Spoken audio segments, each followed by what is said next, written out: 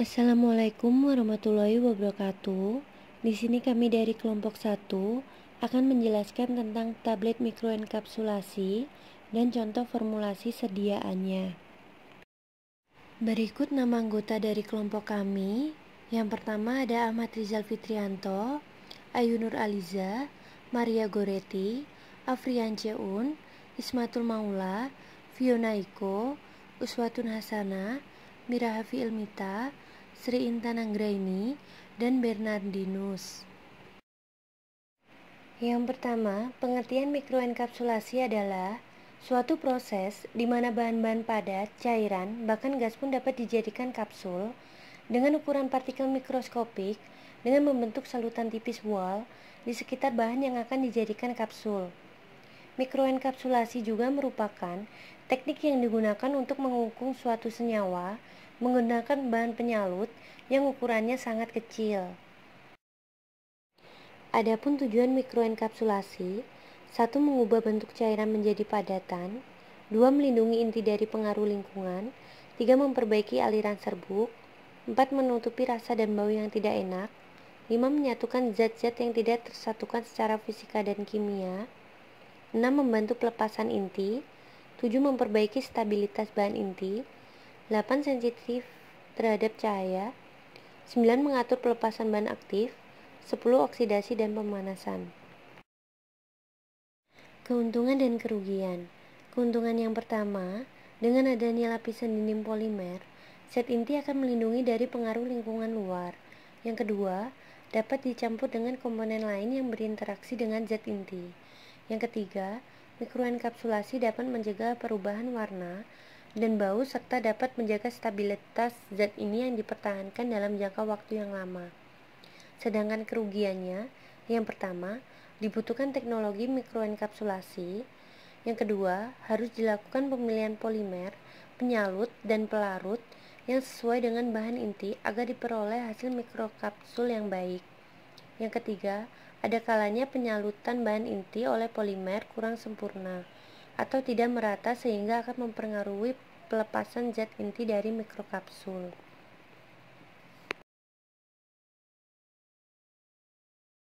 Komponen penyusun tablet mikrokapsulasi.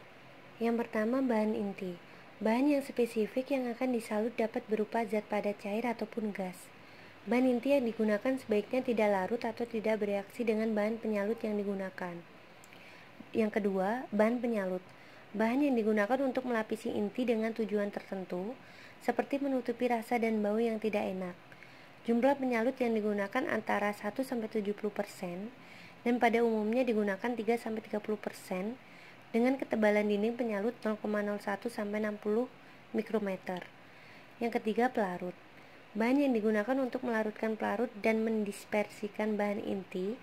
Pemilihan pelarut biasanya berdasarkan sifat kelarutan dari bahan inti atau zat aktif dari bahan penyalut. Berikut ada 4 contoh material penyalut seperti yang di bawah ini. Sifat material penyalut. Yang pertama, menstabilkan material inti. 2. Iner, terutama terhadap bahan aktif. 3. Memodifikasi pelepasan pada kondisi yang diharapkan. 4. Membentuk lapisan film yang stabil. 5. Non-higroskopis. 6. Viskositas tidak terlalu tinggi. 7. Larut dengan pelarut yang digunakan atau meleleh. 8. Ekonomis. 9. Lapisan salut bisa fleksibel, rapuh, keras, tebal, tipis, dan lain-lain.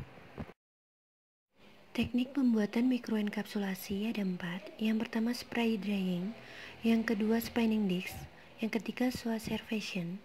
Dan yang keempat, enkapsulasi molekuler. Teknik pembuatan mikroenkapsulasi. Yang pertama, spray drying atau pengeringan semprot merupakan teknik mikroenkapsulasi yang banyak diaplikasikan untuk menyalut komponen flavor dan juga pewarna alami.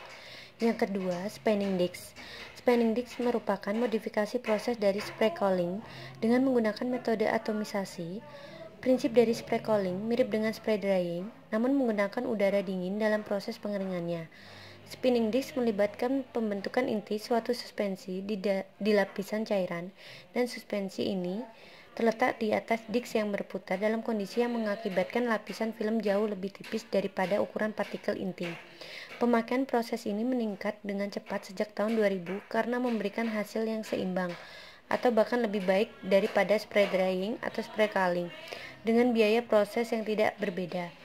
Yang ketiga, Schwarzerfaschen, yaitu merupakan pemisahan fase cair secara spontan yang terjadi ketika dua polimer yang bermuatan berlawanan, misalnya protein dan polisakarida, dicampur dalam media berair, kemudian mengarah ke pemisahan menjadi dua fase. Fase yang lebih rendah disebut kompleks Schwarzerfaschen dan memiliki konsentrasi yang tinggi dari kedua polimer.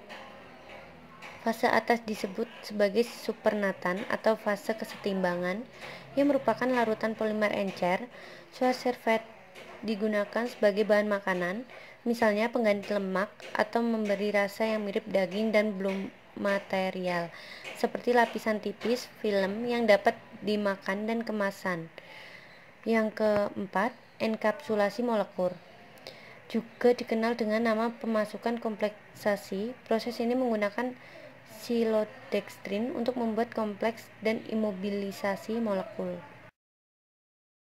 Faktor-faktor yang mempengaruhi keberhasilan proses mikroenkapsulasi antara lain sifat fisiko-kimia, bahan inti atau zat aktif, bahan penyalut yang digunakan, tahap proses mikroenkapsulasi, tunggal atau bertingkat, sifat dan struktur dinding mikrokapsul, serta kondisi pembuatan basah atau kering. Mekanisme pelepasan obat dari mikrokapsul.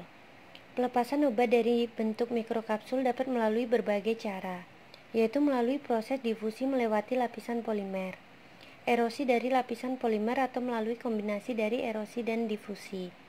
Umumnya obat yang dibuat dengan cara ini lebih banyak dilepaskan melalui difusi membran. Cairan dari saluran pencernaan berdifusi melalui membran ke dalam sel. Kemudian obat akan melalui difusi pasif dari larutan konsentrasi tinggi di dalam sel kapsul melalui membran ke tempat konsentrasi rendah pada cairan saluran pencernaan. Jadi, kecepatan pelepasan obat ditentukan oleh sifat difusi obat pada membran. Evaluasi mikrokapsulasi. 1. Pemeriksaan morfologi mikrokapsul. 2. Pengukuran partikel. 3. Berat mikrokapsul yang diperoleh. 4. Penetapan kadar air. 5. Penentuan kandungan zat inti. 6. Penentuan persentase zat inti yang tersalut. 7. Uji pelepasan in vitro. Berikut adalah formulasi mikroenkapsul dari fraksi air, daun dandang gendis. Ini contoh metode ekstraksi dan fraksinasi dari daun dandang gendis. Yang kedua, proses pembuatan mikrokapsul dari daun dandang gendis. Pertama-tama, pencampuran maltodextrin, gam arab, dan fraksi dandang gendis. Larutan dipindahkan ke wadah untuk dibekukan pada freezer. Larutan yang sudah beku ditata dalam freezer dryer. Lalu mikroenkapsul dikeringkan dalam freezer dryer selama 24-72 jam sampai kering. Setelah itu digerus. Lalu mikroenkapsul yang sudah digerus diayak dengan ayakan. Mikroenkapsul fraksi dandang gendis. Evaluasi. 1. Rendemen mikrokapsul membandingkan bobot mikroenkapsul dengan total bahan aktif dan penyalut yang digunakan. Rumus yang digunakan rendemen, WT dikurang WO dikali 100% dibagi WO. Keterangan WT bobot awal sedangkan WO bobot akhir. 2. Kandungan lembab. Timbang mikroenkapsul 0,5 gram, masukkan ke dalam moisture meter, tekan start, catat angka yang muncul. 3. Kelarutan. 1 gram dilarutkan dalam 25 ml Aquades, lalu disaring menggunakan kertas wetman nomor 42. Kertas saring dan residu dikeringkan dalam oven selama 3 jam pada suhu 105 derajat Celcius, lalu didinginkan dan ditimbang. 4. Kecepatan alir. Menimbang 100 gram mikroenkapsul, kemudian dimasukkan ke dalam corong yang tertutup ujung tangkainya. Tutup pada ujung tangkai dibuka dan mikrokapsul dibiarkan mengalir keluar sampai habis. Waktu alir dicatat dari saat tutup dibuka sampai seluruh granul habis keluar. 5. Uji antioksidan dengan metode DPPH. 6. SEM atau scanning elektron mikroskopi. Hasil Mikrokapsul yang optimum dianalisis dengan SEM untuk melihat ukuran partikel dari hasil mikroenkapsulasi. Contoh obat dan sediaannya. 1. Metformin HCl. Mekanisme kerja. Bekerja dengan cara meningkatkan kerja dan aktivitas hormon insulin, menurunkan pembentukan gula darah di dalam hati, dan menurunkan penyerapan gula di dalam usus. Indikasi: menurunkan kadar gula darah diabetes tipe 2. Dosis awal sehari 2 kali 500 mg atau 2 kali 850 mg. Dosis dapat ditingkatkan sesuai dengan respon pasien. Dosis maksimal 3000 mg per hari dalam 3 dosis terbagi. Dosis pemeliharaan sehari 2 kali 850 mg. Aturan pakai bersamaan dengan makanan atau sesudah makan. Efek samping: mual atau muntah, sakit perut, diare, rasa lelah, lemas, rasa logam di mulut, kadar gula rendah, atau hipoglikemia. Yang kedua, ranitidin HCl. Mekanisme kerjanya menghambat sekresi asam lambung berlebih. Indikasi: menurunkan sekresi asam lambung berlebih. Dosis: tukal usus 12 jari, 150 mg 2 kali sehari, pagi dan malam, sesudah makan malam atau sebelum tidur selama 4-8 minggu. Tukal lambung 150 mg 2 kali sehari, pagi dan malam, selama 2 minggu. Terapi pemeliharaan pada penyembuhan tukal 12 jari dan tukal lambung. Dewasa 150 mg malam hari sebelum tidur. Aturan pakai: dikonsumsi bersama atau setelah makanan ditelan utuh, jangan dikunyah. Efek samping: sakit kepala, lemah, konstipasi, diare, mual, nyeri, dan ruam kulit. Yang ketiga, propranolol HCl. Mekanisme kerjanya bekerja dengan menghambat reseptor beta di jantung dan pembuluh darah. Indikasi antihipertensi. Dosis: dewasa dan anak lebih 12 tahun untuk hipertensi 20 mg 3-4 kali sehari, aritmia 10-20 mg 3-4 kali sehari, angina 10-20 mg 3-4 kali sehari, mencegah migrain 40 mg 2-3 kali sehari, anak-anak, aritmia 0,5 mg atau per kilo per BB per hari dibagi 3-4 kali pemberian. Hipertensi 1-3 mg per kilo atau BB per hari dibagi 3 kali pemberian. Aturan pakai: berikan sebelum makan. Efek samping: lemah, lesu, mual, bradikardi, denyut jantung lebih lambat, konstipasi, dan diare. Yang keempat, salbutamol sulfat. Mekanisme kerja bekerja dengan cara melemaskan otot-otot di sekitar saluran pernapasan yang menyempit, sehingga udara dapat mengalir lebih lancar ke dalam paru-paru. Indikasi: mengatasi sesak napas akibat menyempitnya saluran pernapasan, seperti saat serangan asma. Dosis: dewasa 3-4 kali sehari, 1-2 tablet. Anak-anak berusia 6-12 tahun, 3 kali sehari, 1 tablet. Anak berusia 2-6 tahun, 3 kali sehari, 1,5 tablet. Aturan pakai sebelum makan. Efek samping: tremor otot terutama pada tangan, palpitasi, dan kram otot. Yang kelima, samefenamat.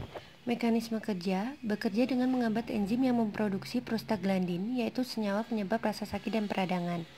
Indikasi: meredakan rasa sakit dan peradangan. Dosis: dewasa dan anak usia lebih dari 14 tahun. Dosis awal 500 mg, kemudian dilanjutkan 250 mg tiap 6 jam, sesuai dengan kebutuhan. Aturan pakai: diberikan sesudah makan atau bersama dengan makan. Efek samping: pada sistem pencernaan, terjadi mual, muntah, diare, dan rasa sakit pada abdominal. Sistem hematopoietik: ada leukopenia, eosinofilia, trombositopenia, dan agranulopenia. Pada sistem syaraf, terjadi rasa mengantuk, pusing, penglihatan kabur, dan insomnia. Berikut daftar pustaka yang digunakan. Sekian penjelasan dari kelompok kami tentang tablet mikroenkapsulasi dan contoh formulasi sediaannya. Ada kurang lebihnya, mohon dimaafkan. Wassalamualaikum warahmatullahi wabarakatuh.